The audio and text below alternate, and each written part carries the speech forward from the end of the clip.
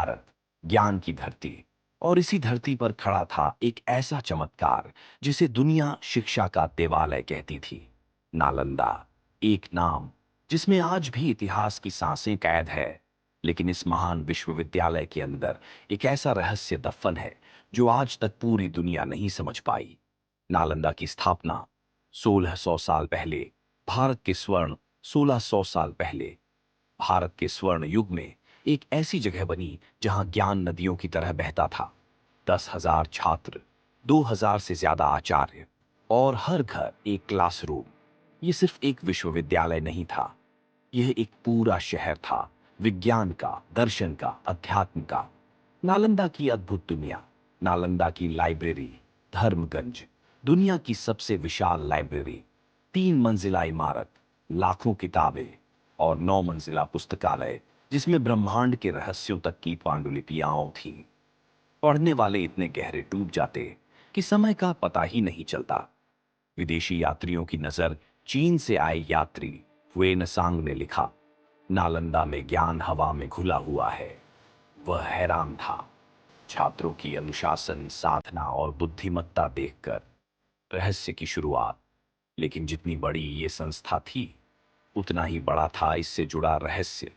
क्यों बार बार नालंदा पर हमले हुए?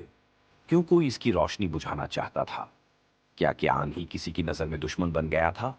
विनाश का दिन 1193 ई 1193, वह तारीख जो इतिहास का सबसे काला अध्याय बन गई। तुर्क आक्रमणकारी बख्तियार खिलजी, एक ऐसा व्यक्ति जिसे किताबों से नफरत थी, जिसे ज्ञान से डर लगता था, उसने नालंदा को मिटाने का आदेश दिया। इसे जला दो। और आग फैल गई। कहते हैं लाइब्रेरी 3 महीनों तक जलती रही। 3 पूरे महीने। लाखों किताबें, हजारों साल का ज्ञान, सब राख में बदल गया। सबसे बड़ा रहस्य। लेकिन असल रहस्य यह नहीं कि नालंदा जल गया। रहस्य यह है, क्या उसका सारा ज्ञान सच में नष्ट हुआ? कुछ भिक्षुओं ने हजारों पांडुलिपियां गुप्त सुरंगों से नेपाल और तिब्बत भेज दी थीं। आज भी तिब्बती मठों में ऐसी किताबें मिलती हैं जिनके पीछे नालंदा की छाप है। नालंदा का पुनर्जन्म। सदियों बाद 2014 में नालंदा वापस खड़ा हुआ। मिट्टी में दबी राख से एक बार फिर ज्ञान का दीप जला। भावनात्मक अंत। नालंदा एक विश्वविद्यालय नहीं, मानव सभ्यता का सबसे बड़ा ज्ञान मंदिर था। और शायद उसके रहस्य आज भी उन्हीं खंडहरों में चुपचाप सो रहे हैं।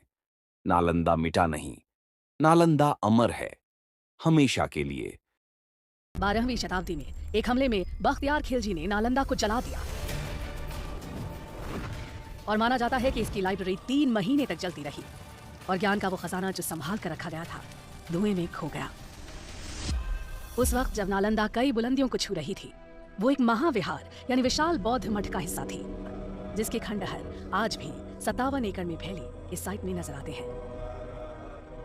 कुछ रिकॉर्ड्स के मुताबिक नालंदा दरअसल आम के बगीचे पर बनी थी, जिसे 500 व्यापारियों ने गौतम बुद्ध को तोहफे में दिया।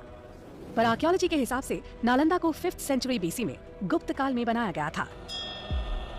उसके बाद गुप्त काल में इस जगह का और डेवलपमेंट हुआ और ये एक विहार से 7वीं शताब्दी तक महाविहार बन चुका था। अलग अलग दौर में यहाँ कई महान टीचर्स ने पढ़ाया, जैसे नागार्जुना, बुद्धपालिता, शांत रक्षिता और आर्यदेव। और जानते हैं स्टूडेंट्स कौन थे?